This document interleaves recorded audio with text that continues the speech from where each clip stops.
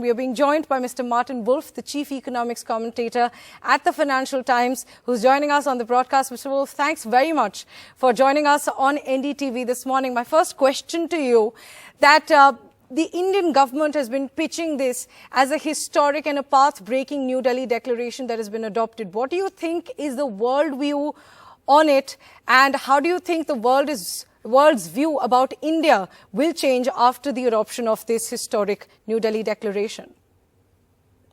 Well, I suppose the worldview, and I can hardly speak for the entire world, all 8 billion people, is bound to be that this is a reasonable success in the circumstances. The world is obviously deeply divided. Two very important leaders, Vladimir Putin and Xi Jinping, didn't come. But given that, the declaration looks ambitious and perfectly sensible. The proof of this pudding is in the eating, what actually happens after all these words. But I think that given the worries people had about what will be achieved, this must be regarded as a success. In terms of the view of India, the world generally has come to the idea that India is a very important and dynamic country. And this will, I think, probably underline that somewhat. But this is part of a broader reassessment or assessment of India's place in the world. And I think what the government has achieved here will reaffirm that it is indeed quite an important country. Right. So India's G20 presidency has been successful. That can be safely said. And Mr. Wolf, you also pointed out that, of course, it remains to be seen how many of these outcomes actually translate into real world action, policy action for these G20 countries. But when we talk about the key outcomes, as I've mentioned, that one word that is being repeatedly used with the New Delhi declaration is that it's historic and that it's path breaking. Do you agree on that front? Which all outcomes, particularly in the G20 declaration, if any, do you think are truly historic or path-breaking? I have read it, but I cannot claim to have a perfect photographic memory of all previous G20 declarations. So I couldn't confidently say what is new. There are obviously some important decisions. The decision to include the African Union, for example, is clear, historic, and ignoring this huge and important continent was a great mistake.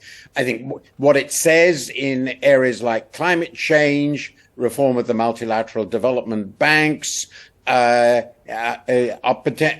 the finance for development more broadly and climate in particular is potentially very, very important, provided something actually happens.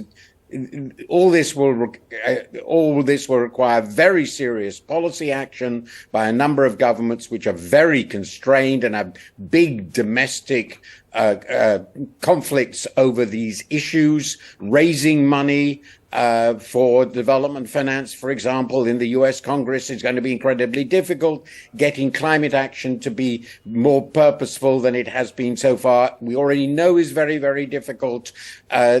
We have a commitment in the communiqué to promote and protect the multilateral trading system, which I think is a very crucial issue. But unfortunately, we've been there for quite a while. So I would have to say I'm a journalist that is full of excellent words, excellent thoughts, but it has to be implemented by the major countries. Not all the 20 matter, but all the really important countries were represented, and they have to do big things. Right. So these could be transformational if they're implemented, of course, that being the major caveat. But Mr. Wolf, while we speak about this New Delhi declaration particularly being a challenge, that's also why it has been called historic, because it was the G20 meeting, the G20 presidency for India happened at a time when the world is facing geopolitical tensions. There are tensions on multiple facets, not just economic tensions, but also geopolitical tensions, especially after the Russia-Ukraine war. So there were some questions on whether these G20 countries, which include the likes of Russia, China, India, the United States, could all come together on one joint statement, on one declaration, on these several fronts that they don't often agree on. So what do you think were the challenges for this? And through that, if India pushed for this declaration, then that is a major breakthrough. Well, I think I was very interested in what they said on Ukraine. Basically, what they said at the end is we agree to disagree. Right. And they also said, which I think is also very sensible, that security issues are not the prime focus of the G20. There are other fora in which we deal with those, like the United Nations Security Council and the United Nations more broadly. So in those absolutely crucial areas, area in which, of course, my sympathies are entirely with the Western position, basically they agreed to disagree. I have no problem with that. It's a reflection of reality that there could be no consensus. There was, of course, a condemnation of the war and the destruction and also of its economic consequences on food prices and so forth, all very perfectly reasonable. But in the end, I think what the Indian government managed to do is to sidestep the gigantic difficulties and focus on issues on which some consensus could be reached among the powers that were present there, at least commitments, as I said, to multilateral development bank reform, to maintaining the trading system and so forth. And that, I think, is what we should focus on, where they did reach agreement. And I think all this is about as good as you could reasonably have expected in the divided world we live in. Right. And Mr. Fulf, while we speak about the Ukraine paragraph of the New Delhi Declaration, one question that emerges is you also spoke about the point about them agreeing to disagree. In some sense, would you say that the West has sort of clamped down on their stand on Ukraine? Because in the Bali agreement, in the Bali declaration that came out, Russia was repeatedly mentioned in that declaration. But in this one, Russia has not been named. But the declaration says that it slams the use of force in Ukraine. It slams the use of force for territorial gain. So while it says that, it doesn't name Russia. So do you think India managed to get that sort of soft stand, comparatively soft stand from what the West has been holding on to till now? And do you think that is the West sort of clamping down on its stand on Ukraine? Well, I think from my point of view, this is disappointing. I find the stance of most of the developing world on this war one I rather strongly disagree with. And it's clear that from the West point of view, this is a defeat. It's not a hugely important defeat, but it is a defeat. I suppose from India's point of view, this can be seen as a success, but it's a negative success. I mean, in the sense that, as I said, we've agreed to disagree. The G20 has displayed its impotence on the Russia-Ukraine war. This declaration will not bring a resolution of that war 1 second closer. So basically sidestepped it. And if you consider that a success, then it's a success.